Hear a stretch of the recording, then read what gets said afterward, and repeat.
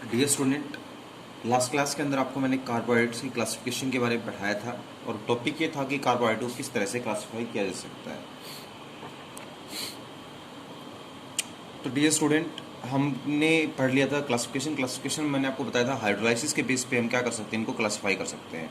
अब हाइड्रोलाइसिस की क्लासिफिकेशन की बात करें तो हाइड्रोलाइसिस के बेस पे मोनोस्क्राइड, ओलिगोस्क्राइड और पॉलीस्क्राइड, ये क्या होती हैं, क्लासेज होती हैं।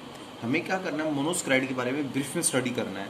तो आपको अच्छे से पता है मोनोस्क्राइड उन कार्बोहाइड्रेट्स को कहा जाता है जिनको हाइड्रोलाइज करने के दौरान या तो आप कहेंगे 1 यूनिट देते हैं या हाइड्रोलाइज करने के दौरान क्या करते हैं बेटा, डिसोशिएट नहीं होते, इनको मोनोस्क्राइड का नाम दिया जाता है। मोनोस्क्राइड के एग्जाम्पल क्या होते हैं, ग्लूकोज और फ्रक्टोज दो बेस्ट एग्जाम्पल माने जाते हैं। केमिस्ट्री में ग्लूकोज का फॉर्मूला क्या होता है, C6H12O6 ग्लूकोज का फॉर्मूला होता है। सर ये डेक्स्ट्रो रोटेटरी होने के कारण इसको कई बार क्या बोल दिया जाता है, डेक्स्ट्रोज भी कई बार बोल दिया जाता है। कि डेक्स्ट्रो रोटेटरी कैसे होता है आगे पढ़ेंगे। सबसे पहले ग्लूकोज के आपको बात करें तो आप ये कह सकते हैं ग्लूकोज है ना, वो नेचर के अंदर फ्री स्टेट के अंदर भी एग्जिस्ट करता है और नेचर के अंदर ग्लूकोज क्या होता है बेटा, कंबाइंड स्टेट के अंदर भी एग्जिस्ट करता है। अब फ्री स्टेट में कब एग्जिस्ट करता है, अब अगर हनी को देखोगे आप हनी को, तो हनी के अंदर सिर्फ क्या प्रेजेंट होता है, ग्लूकोज प्रेजेंट होता है और वो भी अकेला ग्लूकोज प्रेजेंट होता है। और कोई चीज़ अगर अकेली एग्जिस्ट करे तो उसको केमिस्ट्री में क्या कहा जाता है बेटा, फ्री स्टेट बोला जाता है। तो नेचर के अंदर हनी के अंदर ग्लूकोज फ्री स्टेट में पाया जाता है। But on the same time आपको पता है कि जब हम सुक्रोज के बारे में स्टडी करेंगे तो सुक्रोज के अंदर बेटा क्या होता है, ग्लूकोज अकेला नहीं होता, किसके साथ कंबाइंड फॉर्म में पाया जाता है, फ्रक्टोज के साथ कंबाइंड फॉर्म में पाया जाता है। इसका मतलब ग्लूकोज होता है वो हनी के अंदर तो फ्री स्टेट में अकेला ग्लूकोज मिलेगा और सुक्रोज के अंदर क्या होता है, वो कंबाइंड स्टेट के अंदर ग्लूकोज पाया जाता है। ग्लूकोज की अगर बात करें तो ये क्या होता है बेटा, ह्यूमन बींग को इंस्टेंट एनर्जी प्रोवाइड करता है। इंस्टेंट एनर्जी प्रोवाइड करने की वजह से जो एथलेटिक्स होते हैं, एथलीट जो होते हैं, वो क्या करते हैं बेटा, वो ग्लूकोज मिक्स्ड वाटर पीते हैं। क्यों, क्योंकि उनको इंस्टेंट एनर्जी चाहिए। तो इंस्टेंट एनर्जी के लिए क्या करते हैं, वो ग्लूकोज मिक्स्ड वाटर को यूज करते हैं, क्योंकि ग्लूकोज क्या करता है, उनको इंस्टेंट एनर्जी प्रोवाइड करवाता है। अगर आप में इसको पूछ ले कि सर ग्लूकोज इंस्टेंट एनर्जी क्यों प्रोवाइड करवाता है, क्योंकि आपको पता होगा कि ग्लूकोज का फॉर्मूला क्या होता है, C6H12O6। क्या होगा बेटा, ये जैसे ही ऑक्सीजन के साथ, क्योंकि हमने सांस के द्वारा ऑक्सीजन अंदर लेके गए, ऑक्सीजन के साथ इसने रिएक्शन करी तो ग्लूकोज में कार्बन से तो क्या बन जाता है, CO2, हाइड्रोजन से क्या बन जाता है, H2O, और साथ में क्या बाहर निकलती है, एनर्जी बाहर निकलती है, जो हमारी बॉडी में किस रूप में स्टोर हो जाती है, ATP के रूप में, और हमारी बॉडी में किस रूप में स्टोर हो जाती है, ADP के रूप में स्टोर हो जाती है। बैलेंस करने के लिए आप कर सकते हैं, इधर 6 कार्बन, इधर 1 कार्बन, इधर कितने हैं 12 हाइड्रोजन, इधर कितने हैं 2, 6। बेटा बैलेंस करने के लिए यहाँ क्या कर देंगे, ऑक्सीजन को बैलेंस कर सकते हैं। तो आप ये कहेंगे जब भी हम क्या करते हैं, ग्लूकोज को ऑक्सीजन गैस के साथ रिएक्शन करवाते हैं, ग्लूकोज अपने आप को कन्वर्ट कर लेता है CO2 प्लस H2O में। CO2 को हम सांस के द्वारा बाहर छोड़ देते हैं, H2O हमारी बॉडी में रह जाता है और जो एनर्जी प्रोड्यूस होती है इस रिएक्शन के दौरान वो क्या कहलाती है, ATP के रूप में स्टोर हो जाती है। और इस रिएक्शन को नाम दिया जाता है रेस्पिरेटरी रिएक्शन, क्योंकि हमारी बॉडी के अंदर जो क्या होती है बेटा, रेस्पिरेशन रिएक्शन होती है, उसके अंदर यही रिएक्शन प्रोसीड होती है। इसी में ग्लूकोज क्या होता है, CO2 plus H2O plus energy में कन्वर्ट होता है। तो फाइनल वर्ड्स में आप कह सकते हैं कि रेस्पिरेटरी रिएक्शन या रेस्पिरेशन प्रोसेस के अंदर ग्लूकोज इस तरह से एनर्जी क्या करता है, हमारी बॉडी को प्रोवाइड करता है।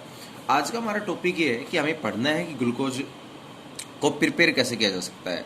सबसे पहले ग्लूकोज की अगर प्रिपरेशन की बात करें तो ग्लूकोज को प्रिपरेशन करने का एक तो तरीका होता है फ्रॉम सुक्रोज। हम ग्लूकोज को किससे प्राप्त कर सकते हैं बेटा, सुक्रोज से हम ग्लूकोज को प्राप्त कर सकते हैं। आपको पता होगा सुक्रोज किस में पाया जाता है, सुक्रोज क्या होता है, केन शुगर। तो गन्ने के अंदर एक तो सुक्रोज पाया जाता है, एक सुक्रोज आप कह सकते हैं बेटा चुकंदर वगैरह के अंदर भी सुक्रोज एग्जिस्ट करता है। तो सबसे पहले मैंने क्या लिया, सुक्रोज लिया। सुक्रोज का फॉर्मूला क्या होता है, C12H22O11, ये सुक्रोज का फॉर्मूला होता है। जैसे सुक्रोज के अंदर वाटर डाला जाता है, किसकी प्रेजेंस वाटर डाला जाता है, एसिड की प्रेजेंस में, एक तो हमें क्या प्राप्त होगा, ग्लूकोज, और एक हमें क्या प्राप्त होगा, फ्रक्टोज प्राप्त होगा। तो अगर हमें ग्लूकोज को प्रिपेयर करना है तो किस तरह से प्रिपेयर करेंगे, सुक्रोज के अंदर वाटर डाल लेंगे एसिड की प्रेजेंस में, हमें ग्लूकोज प्राप्त हो जाएगा। सेकंड और कैसे प्राप्त कर सकते हैं बेटा, फ्रॉम स्टार्च। हम स्टार्च से भी ग्लूकोज को ऑब्टेन कर सकते हैं। अब आप कहेंगे स्टार्च से ग्लूकोज को कैसे ऑब्टेन कर सकते हैं, तो बोलेंगे स्टार्च का फॉर्मूला होता है C6H10O5N। अब बेटा ये स्टार्च क्या एक्चुअल में एक पॉलीसैकेराइड है, आपने पढ़ा भी होगा। ये किस में पाया जाता है, प्लांट्स के अंदर स्टोर होता है, प्लांट्स के अंदर या प्लांट्स के सीड्स के अंदर क्या होता है, ये स्टोर होता है। ये पोटैटो के अंदर भी पाया जाता है, चावल के अंदर भी स्टार्च पाया जाता है। फॉर्मूला ये होता है। जब भी हम क्या करते हैं स्टार्च लेते हैं, स्टार्च के अंदर क्या डालते हैं बेटा, एन वाटर के मॉलिक्यूल, एन वाटर के मॉलिक्यूल डालते हैं। किसकी प्रेजेंस में डालते हैं, एसिड की प्रेजेंस में डालते हैं। सबसे पहले ये स्टार्च क्या करता है, अपने आप को कन्वर्ट कर लेता है N/2 C12H22O11 के अंदर कन्वर्ट कर लेता है। अब C12H22O11 को यहाँ पर माल्टोज का नाम दिया जाता है। It is also a carbohydrate. इसके अंदर फिर फर्दर वाटर डाला जाता है, तो ये क्या करता है, ये जो आपका माल्टोज ये अपने आप को कन्वर्ट कर लेगा किसमें बेटा, ग्लूकोज के अंदर। और कितने मॉलिक्यूल बनेंगे ग्लूकोज के, एन मॉलिक्यूल बनेंगे ग्लूकोज के। तो आप ये कह सकते हैं स्टार्च को आप जब हाइड्रोलाइज करोगे, पहले तो कितनी यूनिट बनती है, N/2 यूनिट बनती है माल्टोज की, और फिर माल्टोज को फिर फर्दर हाइड्रोलाइज करोगे तो क्या प्राप्त होगा, ग्लूकोज प्राप्त होगा। तो अगर आपको कभी ग्लूकोज को ऑब्टेन करना हो तो ग्लूकोज को ऑब्टेन करने का पहला तरीका तो क्या होता है, सुक्रोज को हाइड्रोलाइज करो, ग्लूकोज प्लस फ्रक्टोज प्राप्त होगा, उस वहां से आप ग्लूकोज ऑब्टेन कर सकते हैं। स्टार्च को उठाओ जो कि पॉलीसेकेराइड है, जिसका फॉर्मूला होता है C6H10O5N, आप वो लीजिएगा, उसको वाटर में हाइड्रोलाइज करिएगा, आपके पास पहले माल्टोज बनेगा, और माल्टोज से आपको क्या बनेगा बेटा, ग्लूकोज आपको प्राप्त होगा। इसके बाद चलो ये तो प्रिपरेशन हो गई। कोई अगर आपसे पूछे कि सर बताओ ग्लूकोज का स्ट्रक्चर कैसा होता है, तो अगला टॉपिक आता है स्ट्रक्चर ऑफ ग्लूकोज।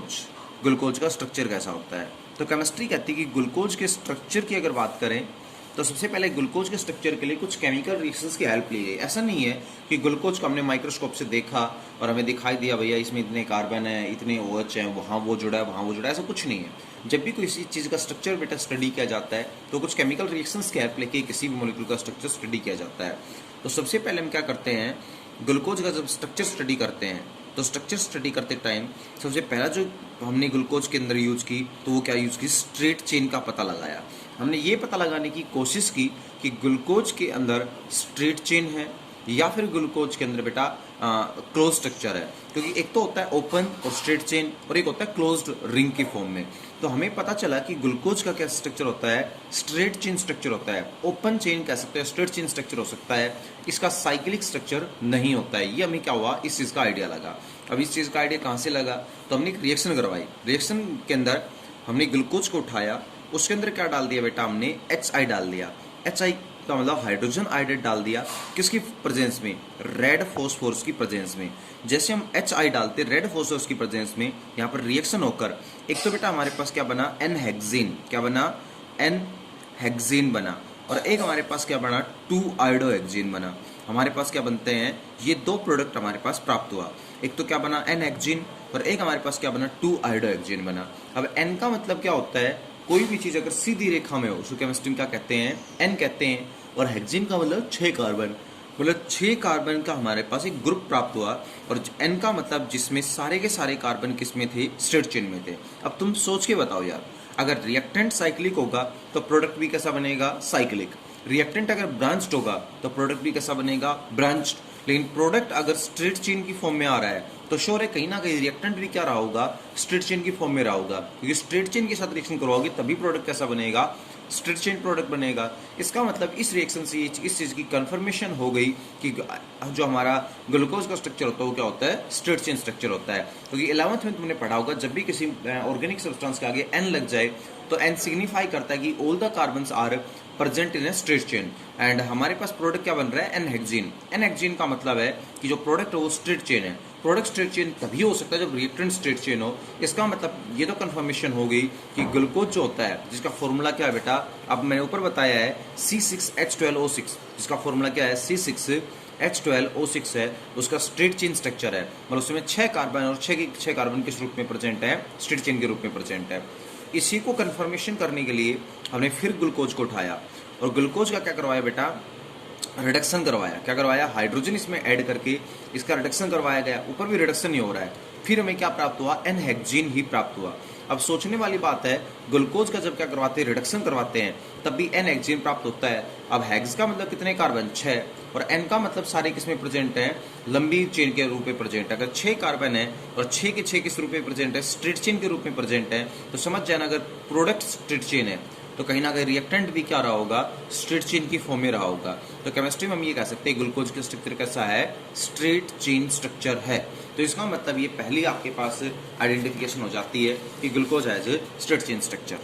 सेकेंडली, तो इसका सेकेंड अगर हम चेक करें तो सेकेंड हम चेक करेंगे किसका बेटा, प्रेजेंस ऑफ फंक्शनल ग्रुप। कि इसके अंदर कौन सा फंक्शनल ग्रुप प्रेजेंट है। देखो कल परसों जब आपको मैंने क्लासिफिकेशन करवाई थी तो कहा था कार्बोहाइड्रेट्स के अंदर मोस्टली दो फंक्शनल ग्रुप प्रेजेंट होते हैं। एक तो कौन सा फंक्शनल ग्रुप होता है, एक तो आपका फंक्शन, तो दो फंक्शनल ग्रुप बताए थे, एक तो होता है एल्डिहाइड और एक होता है कीटोन। जिनमें एल्डिहाइड प्रेजेंट उनको बोलते हैं एल्डोज, और जिनमें कीटोन प्रेजेंट है तो उन कार्बोहाइड्रेट्स को क्या बोलते हैं, कीटोज बोलते हैं। हमें पता लगाना है कि यहाँ पर एक्चुअली फंक्शनल ग्रुप कौन सा प्रेजेंट है। देखिएगा मैं ऑर्गेनिक केमिस्ट्री जब आपकी क्लास में स्टार्ट करूंगा उस टाइम मैं आपको बताऊंगा कि फंक्शनल ग्रुप्स की आइडेंटिफिकेशन कैसे की जाती है।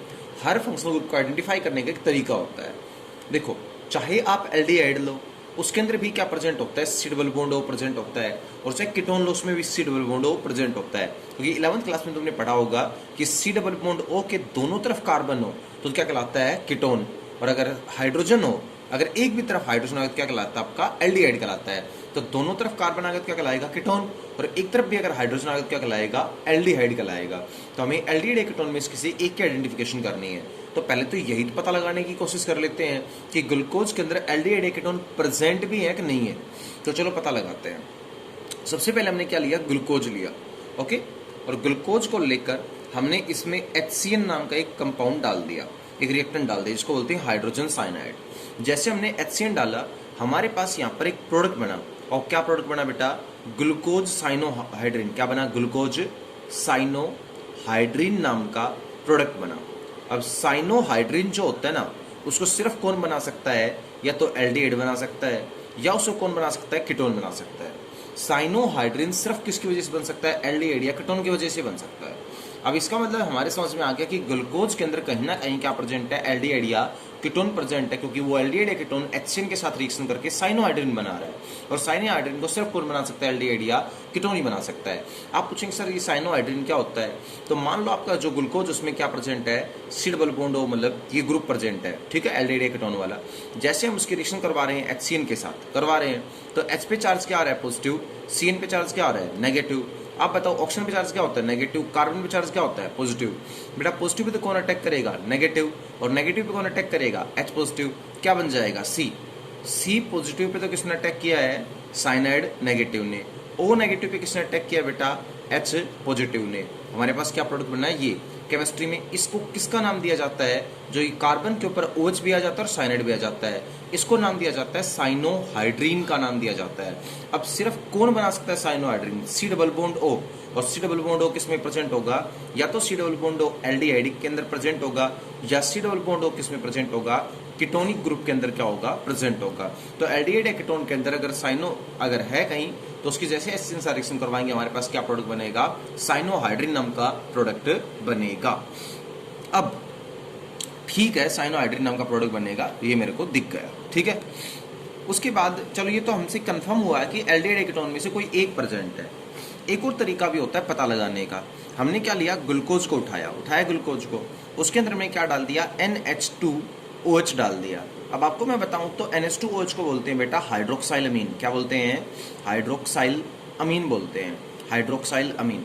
अब हाइड्रोक्साइल अमीन की अगर बात करें तो यहाँ पर हाइड्रोक्साइल अमीन जैसे रिएक्शन करता है ग्लूकोज के साथ, यहाँ पर बनता है ग्लूकोज ऑक्साइन। क्या बनता है, ग्लूकोज ऑक्साइन बनता है। अब याद रखना जिस तरह से साइनोहाइड्रिन को सिर्फ एल्डिहाइड और कीटोन बना सकते हैं, वैसे ऑक्साइन को भी कौन बना सकता है, या तो एल्डिहाइड बना सकता है, कौन बना सकता है बेटा, कीटोन ही बना सकता है।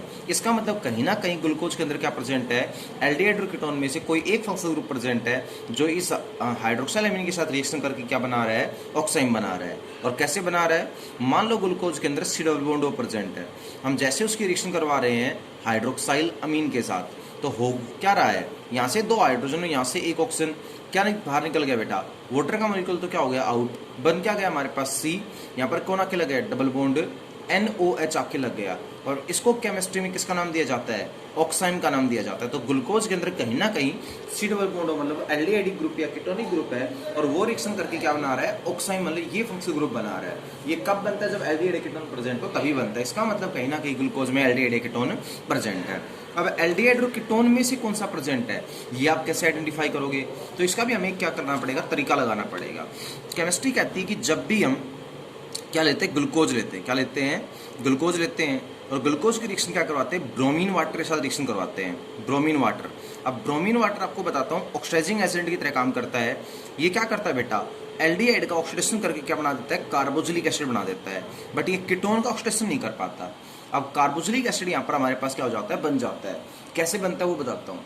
जब भी हम ग्लूकोज लेते हैं उसमें ब्रोमीन वाटर डालते हैं तो हमारे पास यहाँ पर एक कंपाउंड बनता है जिसको बोलते हैं ग्लूकोनिक एसिड। क्या बोलते हैं, ग्लूकोनिक एसिड बोलते हैं। अब ग्लूकोनिक एसिड का मतलब यहाँ पर क्या बन गया बेटा, कार्बोक्सिलिक एसिड है, और एसिड प्रेजेंट होने के कारण ग्लूकोज के अंदर एसिड है, इस कारण से ग्लूकोज को किसका नाम दिया गया है, ग्लूकोनिक एसिड का नाम दिया गया है। तो ग्लूकोज की जैसे रिएक्शन ब्रोमीन वाटर से करवाते हैं। ब्रोमीन वाटर क्या है, एक ऑक्सीडाइजिंग एजेंट है, वो एल्डिहाइड का ऑक्सीडेशन करके क्या बना सकता है, कार्बोक्सिलिक एसिड बना सकता है। हमने ग्लूकोज उठाया, ग्लूकोज के अंदर ब्रोमीन वाटर डाला तो हमारे पास क्या बन गया, ग्लूकोनिक एसिड बन गया। ग्लूकोज का अगर कार्बोक्सिलिक एसिड बन रहा है, दैट इज ग्लूकोनिक एसिड बन रहा है, तो समझ जाना वहां पर क्या प्रेजेंट है, कहीं ना कहीं एल्डिहाइड या कीटोन, एल्डिहाइड कन्फर्मेशन के रूप में प्रेजेंट है। तीसरा हमने क्या लिया, फिर हमने क्या लिया बेटा, यहाँ पर HNO3 उठाया। HNO3 किसकी तरह काम करता है, ये फिर ऑक्सीडाइजिंग एजेंट की तरह काम करता है। ये भी क्या करता है बेटा, एल्डिहाइड को कार्बोक्सिलिक एसिड में क्या कर देता है, टर्न कर देता है। हमें पता चला कि ग्लूकोज के अंदर एल्डिहाइड है, हमने उसमें HNO3 डाला, फिर क्या प्राप्त हुआ, हमें ग्लूकोनिक एसिड क्या हुआ, प्राप्त हुआ। अब जैसे ही ग्लूकोज के अंदर हम ऑक्सीडाइजिंग एजेंट डालते हैं, इट में भी ब्रोमीन वाटर, इट में भी नाइट्रिक एसिड, जैसे ही ये ऑक्सीडाइजिंग एजेंट डाल जाते हैं, ग्लूकोज रिएक्शन करके ग्लूकोनिक एसिड में कन्वर्ट हो जाता है। और याद रखना, एल्डिहाइड के अंदर अगर आपने क्या डाला है, कोई ऑक्सीडाइजिंग एजेंट डाला है, तो एल्डिहाइड से क्या प्राप्त होगा, कार्बोक्सिलिक एसिड प्राप्त होगा। अगर कार्बोक्सिलिक एसिड प्राप्त हो रहा है तो श्योर वो एल्डिहाइड है।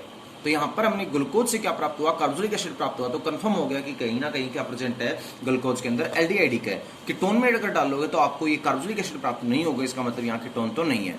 तो अब तक क्या आइडेंटिफाई हो गया कि बेटा ग्लूकोज के अंदर 6 कार्बन होते हैं, और 6 के 6 कार्बन किस रूप में प्रेजेंट है, स्ट्रेट चेन के रूप में प्रेजेंट है। ठीक है, एक एल्डिहाइड प्रेजेंट है। अब आपको ये 11वीं क्लास से पता होगा कि एल्डिहाइड ऐसा होता है, एल्डिहाइड सिर्फ एक ही बॉन्ड बना सकता है। अगर मैं यहाँ एल्डिहाइड लगाऊंगा तो क्या होगा, एक बॉन्ड ऊपर बनाना पड़ेगा, एक नीचे बनाना पड़ेगा, क्योंकि पॉसिबल ही नहीं है। इसका मतलब एल्डिहाइड सिर्फ कहाँ प्रेजेंट होगा, कॉर्नर पे प्रेजेंट होता है। दो चीज कंफर्म होगी, ग्लूकोज का स्ट्रेट चेन स्ट्रक्चर होता है, और फंक्शनल ग्रुप के रूप में क्या प्रेजेंट होता है, एल्डिहाइड प्रेजेंट होता है। अब हम अगली कंफर्मेशन करते हैं। अगली कंफर्मेशन आती है आपकी presence of 5OH group, presence of 5OH group, किसमें 5 क्या प्रेजेंट होते हैं, OH ग्रुप प्रेजेंट होते हैं। अब इसकी क्या करते हैं बेटा, कंफर्मेशन की जाती है। वो कंफर्मेशन कैसे होगी वो सुन लो।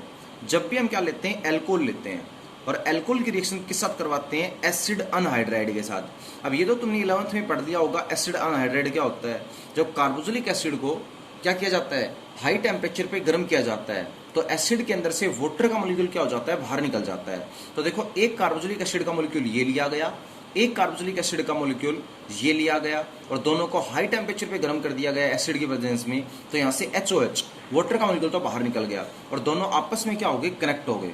ध्यान से देखना क्या बन गया, R C double bond O, C double bond OR, और इसको बोलते हैं एसिड अनहाइड्राइड। अन का मतलब नहीं, और हाइड्राइड मतलब वाटर, मतलब एसिड से वाटर जा चुका है, that's why it is known as acid anhydride. इसको हम कैसे कंबाइंड करेंगे, ध्यान से देखो। इधर भी क्या है R, इधर भी क्या है R, तो R हो गया। इधर भी क्या है CO, इधर भी क्या है CO, 2 CO हो गए। तो R 2 CO और एक क्या हो गया O। इसको हम कैसे लिख सकते हैं, R C double bond O twice, तो एक R C double bond O इधर, एक R C double bond O इधर, तो ये तो 2 हो गए, और एक हमारे पास क्या हो गया, O हो गया। तो ये क्या कहलाता है, R C double bond O twice O। ठीक है, इसको बोलते हैं एसिड अनहाइड्राइड। जैसे एल्कोहल की रिएक्शन इसके साथ करवाते हैं बेटा, यहाँ पर H पॉजिटिव, और एल्कोहल पे चार्ज क्या होता है, O नेगेटिव। H पॉजिटिव तो किस पे जाकर अटैक करेगा, इसकी ऑक्सीजन नेगेटिव पे, और बेटा O नेगेटिव किस पे जाकर अटैक करेगा, जो ये कार्बन पॉजिटिव इस पे जाकर अटैक करेगा, और यहाँ से ये बॉन्ड क्या हो जाएगा, टूट जाएगा। सबसे पहले ये वाला ग्रुप अलग हो गया, क्या अलग होगा देखना एक बार, R यहाँ क्या बन गया, C डबल बॉन्ड O, यहाँ क्या बन गया, O नेगेटिव। O नेगेटिव पे कौन आके लग गया आपका, H पॉजिटिव आके लग गया। This is RCOOH, this is carboxylic acid. Plus बेटा ये कार्बन क्या है, पॉजिटिव, कार्बन पॉजिटिव पे कौन अटैक करेगा आपका, carbon positive pay O negative attack करेगा। तो यहाँ क्या है R, ये क्या है C डबल बॉन्ड O, यहाँ क्या है O, और यहाँ क्या है R। केमिस्ट्री में इसको किसका नाम दिया जाएगा, एस्टर का नाम दिया जाएगा। इसका मतलब हमें समझ में आ गया कि जब भी हम एल्कोहल की रिएक्शन एसिड अनहाइड्राइड के साथ करवाते हैं, एक तो क्या बनता है, कार्बोक्सिलिक एसिड, और एक हमारे पास क्या बनता है, एस्टर बनता है। क्या बनता है, एस्टर बनता है। ठीक है, एक तो कार्बोक्सिलिक एसिड बन रहा है, और एक क्या बन रहा है आपके पास, एस्टर बन रहा है। अब हम आगे की बात करें तो हमने क्या लिया, ग्लूकोज लिया, और ग्लूकोज के अंदर क्या डाला, हमने ग्लूकोज लिया, और ग्लूकोज के अंदर हमने ये एसिड अनहाइड्राइड मतलब RCO ट्वाइस O के 5 मॉलिक्यूल लिए और 5 मॉलिक्यूल्स को मतलब मैक्सिमम लिया, 5 भी नहीं मैक्सिमम मॉलिक्यूल्स लिए और ग्लूकोज में डाल दिए, बहुत ज़्यादा मॉलिक्यूल लिए ग्लूकोज में डाल दिए और जैसे ही हीट करके रिएक्शन करवाई हमारे पास कार्बोक्सिलिक एसिड के 5 मॉलिक्यूल बाहर निकले, प्लस यहाँ पर और क्या बन गया, ग्लूकोज पेंटा एसीटेट। बेटा एस्टर को बोलते हैं एसीटेट, तो ग्लूकोज क्या बन गया, पेंटा एसीटेट बन गया। मतलब क्या कह रहे हैं, जब भी ग्लूकोज के अंदर एक्सेस के अंदर क्या डाला जाता है, एसिड अनहाइड्रेट डाला जाता है, एक तो हमारे पास क्या बनता है, 5 तो कार्बोक्सिलिक एसिड के मॉलिक्यूल बनते हैं और एक बनता है ग्लूकोज पेंटाएसिटेट। अभी पीछे पढ़ के देख लो, अगर एक एल्कोहल है तो एक तो बनेगा एस्टर और एक बनेगा कार्बोक्सिलिक एसिड। अगर 5 कार्बोक्सिलिक एसिड बन रहे हो और 5 ही एस्टर बन रहे हो तो समझ जाना ग्लूकोज के अंदर क्या प्रेजेंट है, कहीं ना कहीं 5 OH ग्रुप प्रेजेंट है। वो 5 अल्कोहल रिएक्शन कर रहे हैं एक्सेस के साथ और क्या बना रहे हैं, एक अल्कोहल एक एस्टेट बनाता है तो 5 अल्कोहल क्या बनाएंगे, 5 एस्टर या एसीटेट बनाएंगे और साथ में 5 ही क्या निकलेंगे बाहर, कार्बोक्सिलिक एसिड के मॉलिक्यूल बाहर निकलेंगे।